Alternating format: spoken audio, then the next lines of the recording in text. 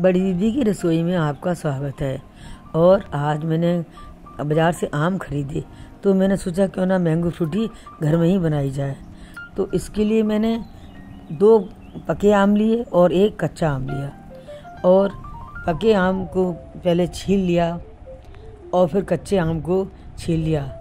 और पके आम को छीलने के पश्चात उसको छोटे छोटे टुकड़ों में काट दिया और कच्चे आम को भी छोटे टुकड़ों में काट दिया, जिससे क्या है वो अच्छी तरह से आपस में मिल जाएं। जब आम अच्छी तरह से कट जाएं तो उसके पश्चात एक पैन में पानी डालकर आम को गैस पर उबालें और उस आम को अच्छी तरह से खौल आने दें। और खौल आने के पश्चात उसको उबालते रहें और उसमें ही 1 कटोरी चीनी जितने आम चीनी जो है आम की खटास पर निर्भर करती है कि आम कैसा आपका खट्टा है या मीठा है। तो उसके पश्चात उस चीनी को हम आम को उबालने के साथ ही उसको डालते हैं। चीनी की मात्रा आम के स्वाद पर निर्भर करती है, आम कितना खट्टा है या और मीठा है। और जब चीनी डाल दें तो उसके पश्चात फिर आम को हम आम भगोनी में रखा हुआ है उसको ढककर उबालने के लिए रख देंगे। और जब ये 2-3 मिनट तक उबल जाता है तो उसके पश्चात फिर हम इसको खोलकर और गैस से उतार कर ठंडा होने के लिए रख देंगे। और जब ये पूरी तरह से ठंडा हो जाएगा तो उसको ठंडा होने के पश्चात हम इसको छलनी में छान देंगे और जिससे इसका जो रस है वो अलग हो जाए।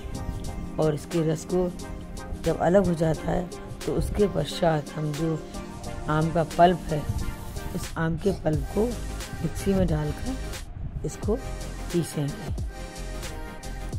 और सभी मिक्सी में हम अच्छी तरह से पीस लेंगे तो उसके पश्चात इस पल्प को हम फिर से छान लेंगे।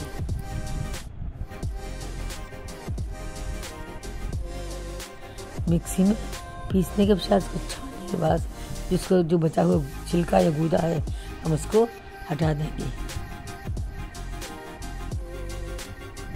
और इसके पश्चात हम इसको मिक्स करके इसका स्मूथ मिक्सचर बना लेंगे।